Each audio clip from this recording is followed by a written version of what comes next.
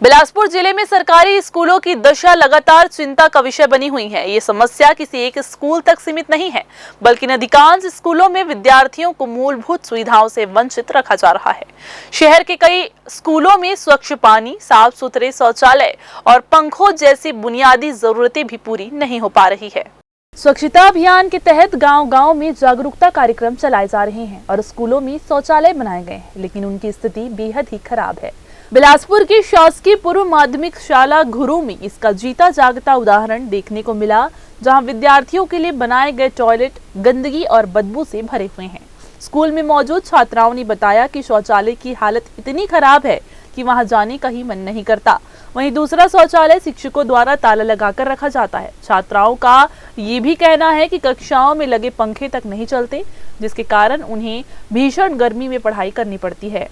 यहाँ बाथरूम बहुत गंदा है, जिसमें पानी भी नहीं रखा जाता है और बहुत गंदा पानी भरने के लिए भी नहीं रखता। और जो टॉयलेट है ना, उसमें ढंग से गेट भी नहीं है और सीट नहीं लगता है। हम लोग बाहर से बंद करते हैं और ना ढंग से यहाँ सुविधा रहता है पानी से। यह है जैसे यहाँ पे लड़कियों का बाथरूम ना, उसमें छतरी नहीं है, ना इसमें डब्बा रखा जाता है बाथरूम पे झेलने के लिए, बहुत बस आता है, इसलिए हम परेशान हैं। जैसे यहाँ पे पंखा, बहुत गर्मी है, यहाँ पे हम लोग गर्मी में बैठते हैं, फैन नहीं चलते हैं। शौचालय में फैली गंदगी और बदबू के कारण विद्यार्थी उसका इस्तेमाल करने से कतराते हैं, जो उनके स्वास्थ्य के लिए गंभीर खतरा है। ये स्थिति न केवल स्वच्छता अभियान की असफलता को दर्शाती है, बल्कि बच्चों के बुनियादी अधिकारों का भी हनन करती है। इस मामले पर जब बिलासपुर जिला शिक्षा अधिकारी विजय टांडे से बात की गई, तो उन्होंने इसकी जिम्मेदारी स्थानीय विद्यालय के प्रधान पाठक या प्राचार्य पर डाल दी। उनका कहना है कि मरम्मत के लिए शासन से राशि विद्यालयों को जारी की जाती है। हमने लिया है, ये बात सही है। कुछ जगह ऐसे हैं, ये जैसे मान लो कहीं पर शौचालय है, शौचालय में पानी नहीं है या दरवाजा नहीं है या पानी पीने की जगह में कीचड़ है, ये संस्था जो प्रमुख है, चाहे वो प्रधान पाठक के रूप में हो या प्राचार्य के रूप में काम कर रहे हो, उनकी जवाबदारी बनती है कि इनको वो दूर करें।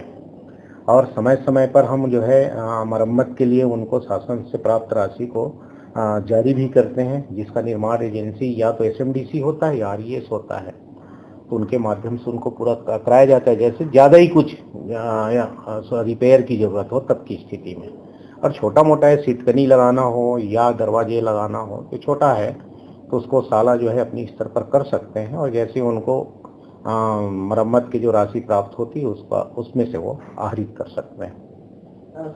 शहरी क्षेत्र में ये स्थिति है तो ग्रामीण क्षेत्रों के स्कूलों का हाल आसानी से अंदाजा लगाया जा सकता है। विद्यार्थियों को पीने के लिए पर्याप्त पानी तक नहीं मिलता, जिससे उनकी सेहत पर भी असर पड़ रहा है। स्कूल परिषद की स्थिति भी बद से बदतर होती जा रही है। सवाल ये है कि मूलभूत सुविधाओं के लिए जारी की गई राशि का सही इस्तेमाल हो भी रहा है या फिर नहीं। स्थिति को देखते हुए कहना गलत नहीं होगा कि सरकारी स्कूलों की हालत सुधरने के बजाय लगातार बिगड़ती जा रही है, जिससे शिक्षा की गुणवत्ता और बच्चों का भविष्य दोनों खतरे में हैं। कैमरामैन अमर ध्रुव के साथ भारतेंदु कौशिक की रिपोर्ट।